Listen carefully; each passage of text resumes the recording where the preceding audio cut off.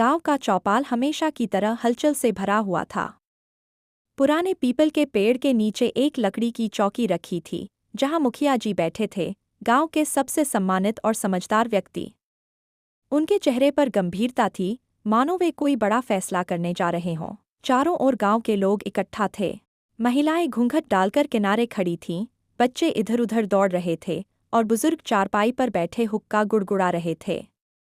लेकिन आज चौपाल का माहौल अलग था। आज पंचायत में एक गंभीर मुद्दे पर चर्चा होनी थी। बीच में एक दुबला-पतला आदमी खड़ा था, जिसका चेहरा चिंता से भरा हुआ था। यह रामलाल था, गांव का गरीब किसान। वह व्याकुल होकर मुखिया जी से बोला, रामलाल, दुखी स्वर में, मुखिया जी, मेरी भैंस कल रात से गायब है। मैंने पूरा गांव छान मारा, लेकिन कहीं नहीं मिली। ये तो सीधा सीधा चोरी का मामला लगता है। गांव में हलचल मच गई। लोग आपस में फुसफुसाने लगे। कोई कह रहा था कि भैंस खुद जंगल चली गई होगी, तो कोई कह रहा था कि यह चोरी किसी अंदर के आदमी ने ही की होगी। इतने में हरिराम, गांव के संपन्न जमींदार, गुस्से में आगे आया।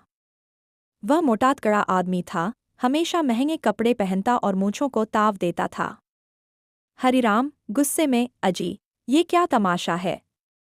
कोई भी चोरी हो, इल्जाम हमेशा हम बड़े लोगों पर ही आता है। मैं क्यों चुराऊंगा भला किसी की भैंस? गांव वाले फिर से कानाफूसी करने लगे। कुछ को हरिराम पर शक था, तो कुछ को लग रहा था कि मामला कुछ और है। इसी बीच पप्पू नाम का एक छोटा लड़का चुपके से पंचायत के पास आया। वह गांव का सबसे नटखट लड़का था, जिसे हर जगह ताकाझांकी करने की आदत थी। वह धीरे धीरे मुखिया जी के पास गया और उनके कान में फुसफुसाया। पप्पू, शरारती अंदाज में, मुखिया जी, मुझे कुछ पता चला है। मुखिया जी का चेहरा अचानक गंभीर हो गया।